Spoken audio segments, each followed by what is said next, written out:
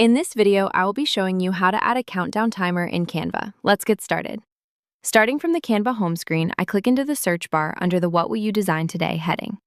I type in Webinar Countdown Timer and look through the suggested search results.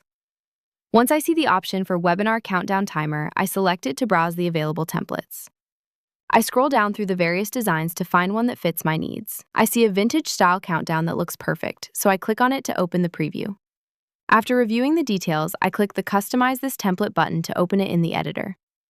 Now that the project is open, I can see the vintage film aesthetic. I click on the canvas to select the video element and then click the play button on the timeline at the bottom to see how the animation looks.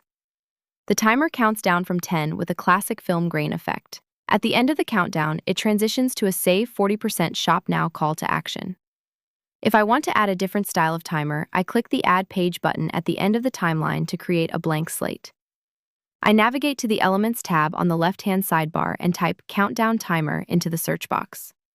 I filter the results by clicking on videos to see only moving timers.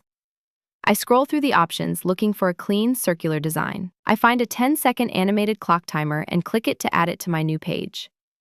To make this timer fill the entire screen, I right-click on the video element and select Set Video as Background. I then click play on the timeline to preview this specific page. This timer counts down from 10 to 0 with a smooth, modern animation. Once I'm happy with my timers, I click the Share button in the top right corner. I select Download from the drop-down menu and ensure the file type is set to MP4 video.